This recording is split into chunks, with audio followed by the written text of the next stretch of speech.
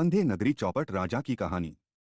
एक महात्मा जी देश भ्रमण को निकले थे। महात्मा जी बड़े विद्वान और दूरदर्शी थे। साथ में रामदास नाम का उनका एक शिष्य भी था। एक दिन गुरु और शिष्य दोनों देश भ्रमण करते करते एक नगरी में पहुंचे। दोनों ने नगर के बाहर ही एक मंदिर के नजदीक अपना डेरा डाल लिया। अब गुरुजी ने रामदास को एक ढेला पैसा देकर कहा, जा बेटा नगर से खाने पीने की सामग्री खरीद ला। पैसे कम देखकर रामदास ने कहा कि इतने कम पैसों में खाने पीने की भला क्या सामग्री आएगी। लेकिन उनके पास और पैसे थे कि नहीं, सो मजबूरी थी। तब गुरुजी ने कहा कि इसमें जो आ जाए वही खरीद ला। शिष्य बाजार से लौटा तो उधर से बोरा भर सामान खरीदकर लौटा। गुरुजी ने पूछा, इतने कम पैसों में इतना सामान कैसे आ गया? रामदास बोला, गुरुजी, इस नगरी का नाम अंधेर नगरी है और यहाँ के राजा का नाम चौपट है। यहाँ हर सामान एक ही भाव बिकता है, चाहे सोना हो या मिट्टी। हर दुकान पर लिखा है, टका सेर भाजी, टका सेर खाजा। अंधेर नगरी चौपट राजा। इसीलिए एक ढेला पैसे में ही इतना सामान आ गया। उस रात गुरुजी ने फिर कुछ नहीं कहा। सुबह होते ही बोले, बेटा अब जितनी जल्दी हो सके यहाँ से प्रस्थान करो। यहाँ रहना ठीक नहीं। रामदास बोला, गुरुजी, मुझे तो यह नगर बड़ा अच्छा लगा। यहाँ खाने पीने की मौज है, हर चीज एक ही भाव बिकती है। हमें यहीं डेरा जमाना चाहिए। गुरुजी बोले, बेटा यहाँ रहना ठीक नहीं। ये अंधेर नगरी है और यहाँ का राजा चौपट है। यहाँ हर चीज एक समान भाव से बिकती है। मतलब यहाँ सच और झूठ भी एक बराबर माना जाता होगा। यहाँ कभी भी मुसीबत आ सकती है, इसलिए यहाँ से चलो। मगर शिष्य को गुरु की यह सलाह अच्छी नहीं लगी। वह बोला, गुरुजी, इससे अच्छी जगह कहाँ मिलेगी? यहाँ जो चाहे वह खाओ पियो, सब एक ही भाव में। मैं तो अब यहाँ से कहीं नहीं जाऊंगा। गुरुजी ने अपने शिष्य रामदास को बहुतेरा समझाया, मगर वह अंधेर नगरी को छोड़कर जाने को किसी भी तरह राजी नहीं हुआ। हार कर गुरुजी उसे वहीं छोड़कर अपने देश भ्रमण पर आगे बढ़ गए। गुरुजी के चले जाने के बाद शिष्य रामदास रोज दोपहर चिमटा बजाता हुआ भिक्षाटन के लिए बाजार में निकलता और भिक्षा में मिले हुए पैसों से खूब हलवा, पूरी, मिठाई और दूसरे पौष्टिक चीजें खाता। कुछ ही दिनों में वह खा खाकर खूब मोटा तगड़ा हो गया। फिर एक दिन वही हुआ जिसका अंदेशा गुरुजी जताकर गए थे।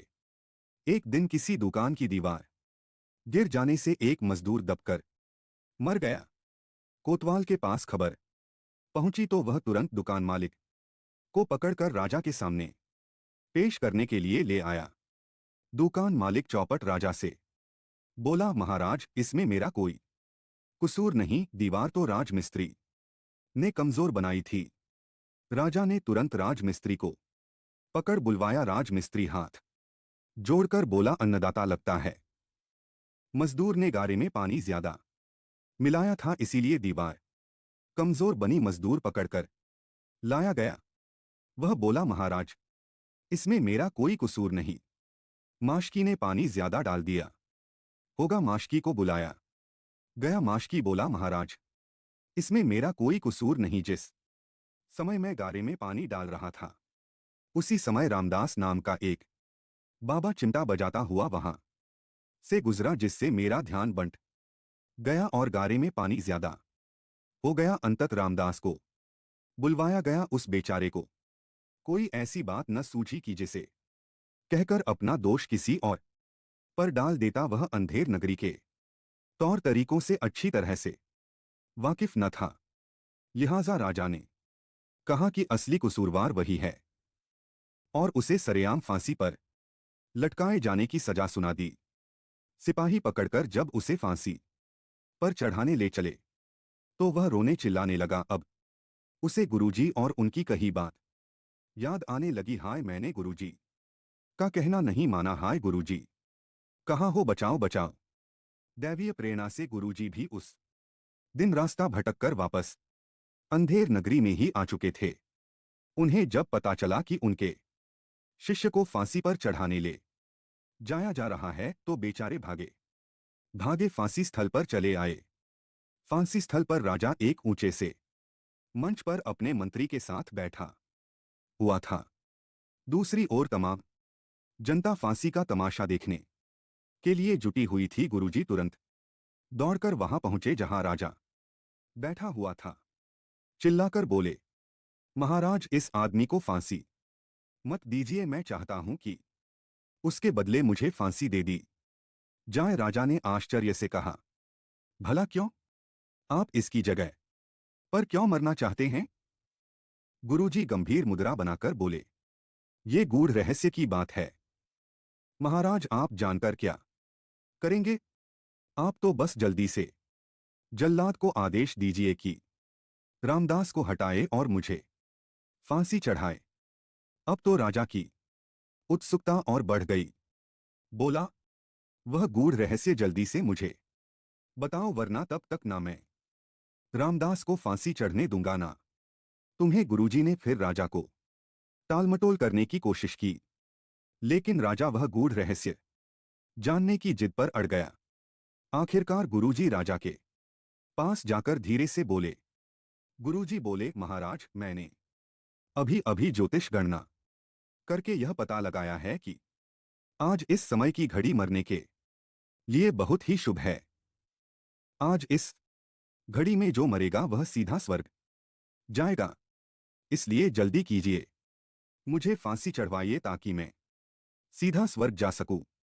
समय बीता जा रहा है, कुछ ही मिनट शेष है। वाह जी वाह! राजा हाथ नचाकर बोला, इतने गूढ़ रहस्य की बात मुझसे छिपाकर चुपचाप चोरी चोरी स्वर्ग चले जाना चाहते थे। जानते हो, यहां का राजा मैं हूं। स्वर्ग जाने का सबसे पहला अधिकार मेरा है, समझे? अब फांसी तुम नहीं चढ़ोगे, फांसी मैं चढ़ूंगा।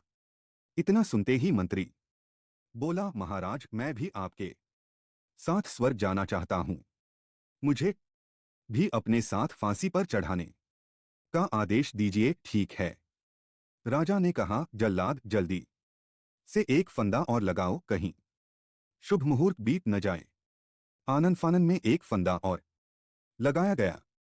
राजा और मंत्री दोनों सीधे स्वर्ग जाने की लालसा में सबके देखते देखते फांसी पर झूल गए।